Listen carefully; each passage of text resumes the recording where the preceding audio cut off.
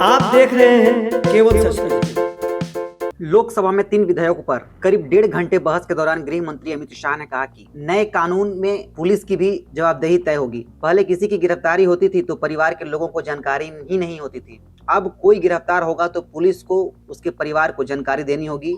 नए कानून के साथ भारतीय न्याय व्यवस्था में बड़ा बदलाव आएगा। भारतीय न्याय संहिता आईपीसी की 511 धाराओं के स्थान पर 358 धाराएं होंगी। 20 नए अपराधों को जोड़ा। 33 अपराधों में कारावास की सजा को बढ़ाया गया है। 19 धाराएं निरस्त की गई है। 83 अपराधों में जुर्मानों की राशि बढ़ाई और 23 अपराधों में अनिवार्य न्यूनतम सजा शुरू की गई। 6 अपराधों में समुदाय सेवा का दंड शुरू किया गया। यह बदलाव देशद्रोह भारतीय न्याय संहिता में राजद्रोह को हटाया दिया गया है। इसकी वजह देशद्रोह पर दंड का प्रावधान किया गया।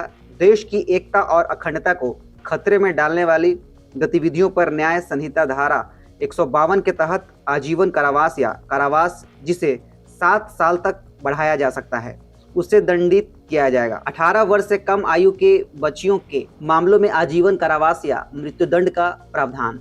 गैंगरेप के मामले में 20 साल या आजीवन कारावास की सजा। भारतीय नागरिक सुरक्षा संहिता सीआरपीसी की 484 धाराओं के स्थान पर 531 सेक्शन होंगे। कुल 177 प्रावधान में बदलाव। 14 धाराएं घटा दी गई है। 35 जगह पर ऑडियो वीडियो का प्रावधान जोड़ा गया है। 44 नए प्रावधान तथा स्पष्टीकरण जोड़े गए हैं।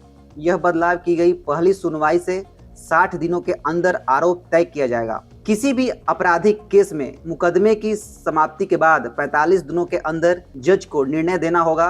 पहली बार आपराधिक कार्रवाई शुरू करने से गिरफ्तारी, जांच, ट्रायल, जजमेंट की टाइमलाइन तय।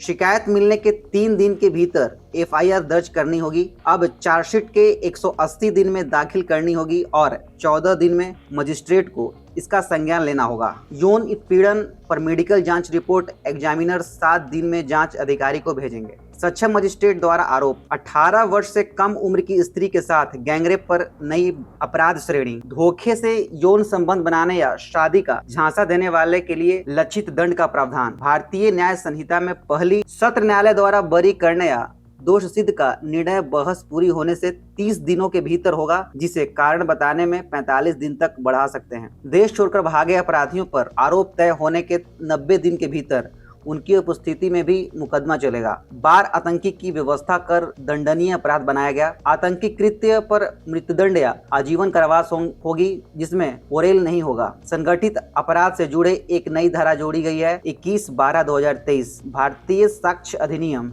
मूल 167 के स्थान पर 170 धाराएं होंगी। कुल 24 धाराओं में बदलाव किया। 6 धाराएं हटाई गई हैं। यह बदलाव दस्तावेजों में electronic digital record, email, smartphone, laptop के मैसेज लोकेशन भी शामिल। पहली बार इलेक्ट्रॉनिक या डिजिटल रिकॉर्ड की कानूनी स्वीकार्यता व वैधता सुनिश्चित। इलेक्ट्रॉनिक रूप से प्राप्त बयान साक्ष्य की परिभाषा में शामिल। सशस्त्र विद्रोह, अलगाववादी गतिविधियों को नए प्रावधानों में जोड़ा गया। मॉब लिंचिंग का नया प्रावधान। जाति समुदाय के आधार पर की गई हत्या से संबंधित अपराध का नया प्रावधान।